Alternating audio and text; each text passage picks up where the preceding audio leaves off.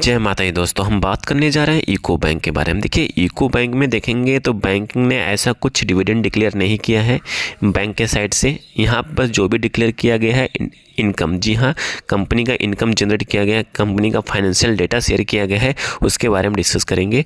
Disclaimer के रूप में यहाँ पे कोई बाय सेल का रिकमेंडेशन नहीं है, जस्ट एजुकेशन पर्पज से इन्फॉर्मेशन को शेयर किया जा रहा है। तो यहाँ पे देखेंगे कंपनी का जो टोटल इनकम है इस क्वार्टर में है वो निकल के आ रहा है 7,52,116 करोड़ के आसपास।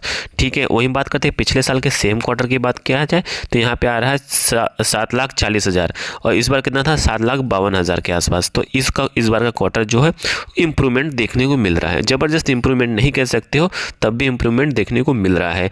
वहीं Q2 से कंपेयर करेंगे तो Q2 के कंपेरिजन में भी इस बार का रिजल्ट ठीक ठाक है। ठीक है, अब बात करते हैं एक्सपेंसेस की बात। देखिए, हम यहाँ पे एक्सपेंसेस की बात नहीं करेंगे, मैं बात करूँगा यहाँ पे मेन इनकम क्या है, क्योंकि यहाँ पर टाइम ना खराब करके मेन इनकम पे आता हूँ, मेन मुद्दे पे आता हूँ। ठीक है, तो यहाँ पे देखेंगे कंपनी का नेट इनकम कितना है। ठीक है, प्रॉफिट लॉस और आफ्टर टैक्स कंपनी ने कितना पैसा जनरेट किया उस पर हम डिस्कस करेंगे। एक चीज़ मैं आपको और बता देना चाहता हूँ, देखिए क्या होता है कि जो बैंकिंग स्टॉक्स होता है, जो बैंकिंग सेक्टर की जो कंपनियाँ होती हैं वहाँ पे एनपीए देखना बहुत ज़रूरी होता है। एनपीए जितना कम एनपीए होगा उतना अच्छा कंपनी के स्टॉक में मोमेंटम और तेज़ी देखने को मिल सकता है। एक बार के लिए थोड़ा सा अर्निंग कम होगा बट कहीं एनपीए में कमी देखने को मिलेगी तो नो डाउट कंपनी का स्टॉक रॉकेट बन सकती है।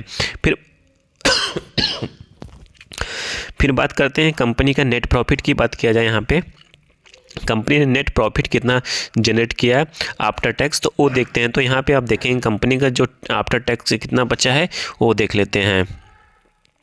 जो यहाँ पे डेटा निकल के आ रहा है वो ये वाला डेटा है। ठीक है, ये वाला डेटा है, तो इसको थोड़ा सा इसको हम वो कर देते हैं। तो ये आ रहा है 73,991 के आसपास और पिछले साल के सेम क्वार्टर में देखेंगे 63,883 के आसपास आ रहा है। ठीक है, और Q2 में आ रहा है 61,000 के आसपास आ रहा है। तो मतलब इस बार का क्वार्टर इसमें ज़बरदस्त निकल के आ रहा है। मतलब जो रिजल्ट है बहुत ज़बरदस्त देखने को मिल रहा है। मतलब यहाँ पे ऊपर देखेंगे रेवेन्यू इंटरेस्ट इनकम में थोड़ा सा मामूली बढ़ देखने को मिला। जब बात आती है मेन इनकम की, कंपनी ने कितना पैसे जनरेट किया टैक्सेस एक्सपेंसेस काटने के बाद, तो यहाँ पर देखेंगे अच्छा खासा उछाल देखने को मिल रहा है। वही बात करते हैं मेन मुद्दा है एनपीए की बात करते हैं। तो यहाँ पे देखेंगे कंपनी का जो NPA, net NPA, gross NPA, तो यहाँ पे जितना कम होगा, ठीक है, तो यहाँ पे देखेंगे कंपनी का जो ग्रॉस एनपीए है 2.41 के आसपास है और पिछले साल के क्वार्टर में देखेंगे 2.91 के आसपास था। मतलब कि यहाँ पे एनपीए में कमी देखने को मिला, जो अपने आप में बहुत ज़बरदस्त है। वही बात करते हैं नेट एनपीए की बात करें तो नेट एनपीए में 0.36% है। वही बात करते हैं पिछले साल के सेम क्वार्टर में देखेंगे 0.63 है। यहाँ पर भी गिरावट देखने को मिला है नेट एनपीए में। तो कहने का मतलब कि कंपनी का जो नेट एनपीए है बहुत ज़बरदस्त है, बहुत अच्छा है। जितना कम एनपीए होगा उतना अच्छा माना जाता है। एक चीज़ मैं आपको बता दूं, एनपीए क्या होता है। एनपीए होता है नॉन परफॉर्मिंग एसेट, जिससे बैंक 1 रुपये भी नहीं कमाती है, उसे कहते हैं एनपीए, नॉन परफॉर्मिंग एसेट कहते हैं। ठीक है, तो इसका मतलब ये होता है कि सपोज 10,000 करोड़ किसी लेंडर के पास बकाया है और वो दे नहीं रहा है तो क्या बन जाता है, एनपीए बन जाता है। तो आई थिंक सारी इन्फॉर्मेशन आपको समझ में आ चुकी होगी।